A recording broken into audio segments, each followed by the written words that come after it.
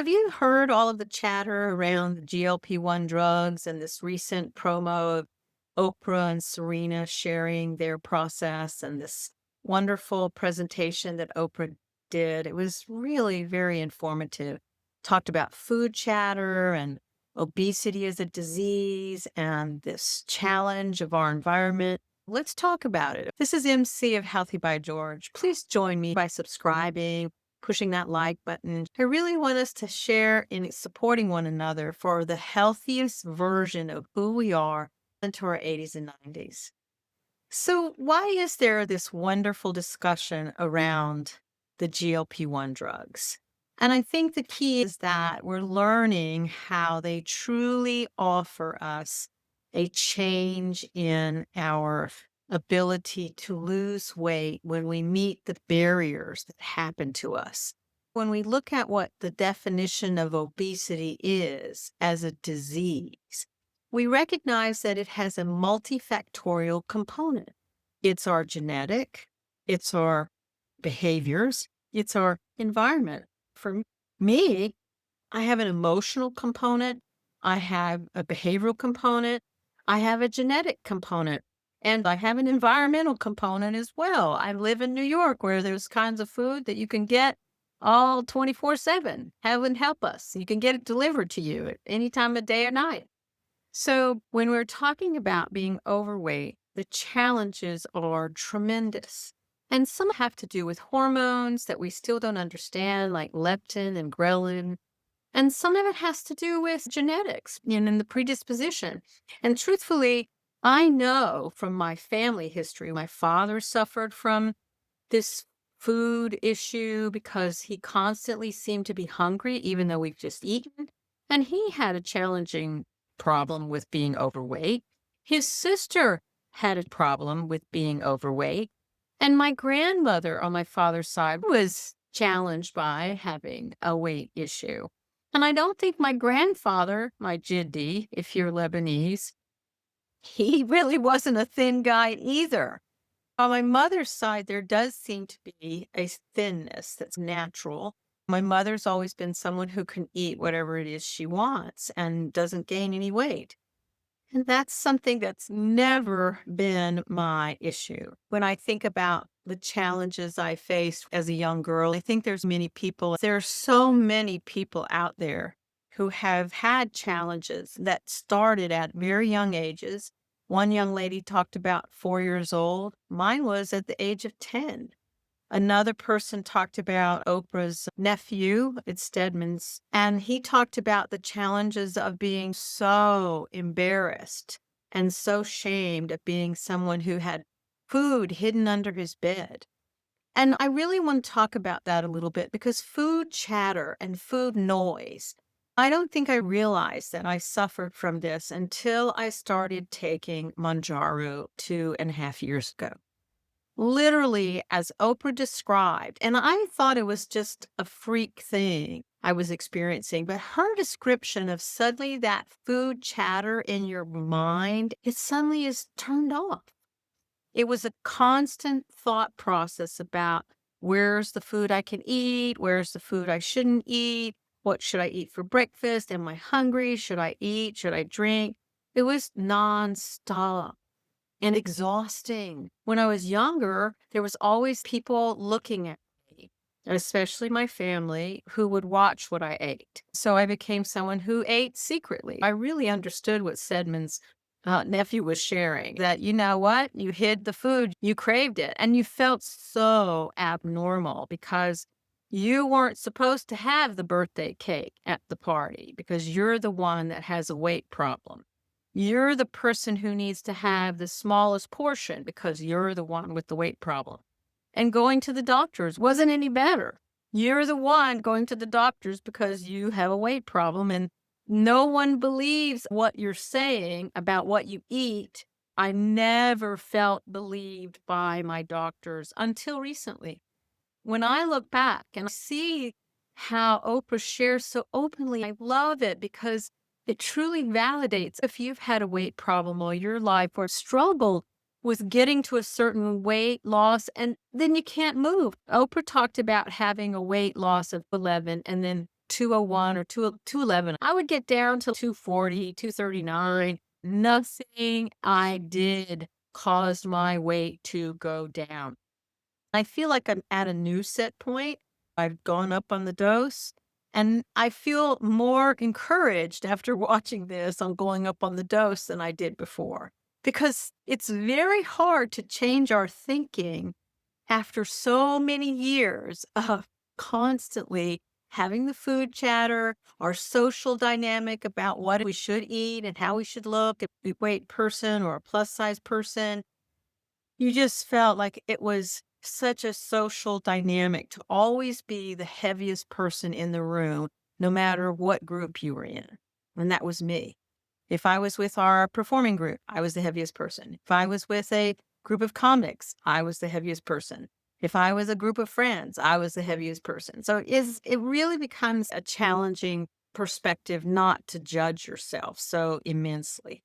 And that's why I really encourage you, if you are struggling with any of these issues, find compassion, because that's what I've done.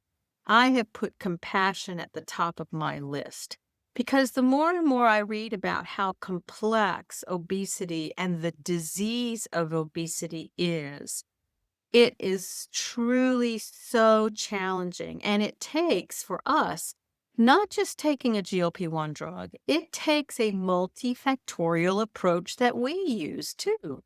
It takes checking in with your doctor for side effects.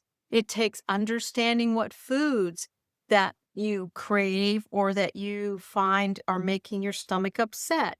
Understanding, oh, that feeling I feel of fullness, which I never got for so long, is a true feeling of fullness.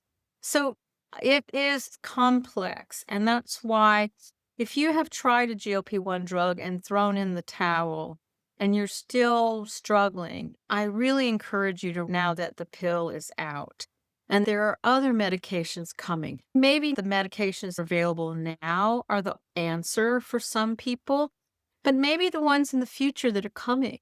Because truly, the problem is our environment and what's available to us is tremendous and everywhere. The best approach is whole foods for our body.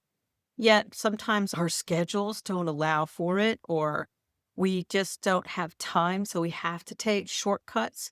Everyone has to figure out the process that is their right process because it's our genetic background, it's our family history, and it's our social dynamic that raised us into this kind of perception of who we are in our weight and our bodies. And trying to figure out what makes us the best version of who we are is truly, I think, something that's only capable of deciding for ourselves, not by society, not by our doctor, but for ourselves. I know that I truly do want to have a lower weight because as I almost 200 other complexities and health issues are potentially higher in people who are overweight. They talk about how cardiology or cardiac disease is number one, cancer is number two, obesity is number three. Because for the first time ever, we have so many people in our population who are obese. And they really define obesity as a continuing problem where you have a BMI of 30 or greater, and you're extremely obese if it's 40 or greater. And I've been at that extreme obesity, and I really did enjoy the fact that Oprah did talk about this issue of not wanting to say the word obese. I never wanted to say that word either, believe me. I still don't. It still bothers me. It still feels shaming. It still feels uncomfortable to say and to recognize that's where my body falls. And unfortunately, we don't have great measurements because of our muscle to fat ratio. It's just a cumulative measurement that the medical field has come up with. But I'm hoping with the new types of processes that are now available to understand our muscle to fat ratio. We have these opportunities now for body scans to help us understand more about our muscles and fat and how they communicate with our brain. I'm so excited about the opportunity that science is on, and that for the first time, we're having doctors recognize that this isn't a willpower issue. This is a real biological problem. I remember very clearly when I said to one of my doctors, I have a metabolic disorder. And he looked at me and he said, "Who told you that?" I know I have a metabolic disorder because I'm dealing with it every day. I don't need a doctor to tell me. I first started with being diagnosed with PCOS. And so the journey has been a long one. And I feel extraordinarily excited that we are still learning so much more about the complexities of weight and health and wellness.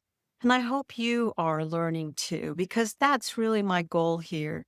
My goal is to inspire and educate and maybe entertain, because that's ultimately the goal, is to be the best version of who we are well into our 80s and 90s. So please be well, my friends, and think about subscribing. I would love to see you here each week where we can share and we can inspire and motivate ourselves to do those daily actions that keep us going well into our 80s and 90s at the best version of who we are. I'll see you next week. So thank you so much for joining me at Healthy by George. I hope you found the information inspiring and that it encourages you on your wellness journey. Because remember, your body, your well-being are a most precious gift, and every tiny action taken daily can make a huge difference. I hope the information here is educational purposes and is not meant to replace your medical care. See your doctor and talk about what works for you. If you enjoyed today's content, don't forget to give it a thumbs up and subscribe to my channel. Your support means the world to me, and it helps me continuing creating content that inspires and empowers you to live your best life. Goodbye for now, and join me again at the next Healthy by George.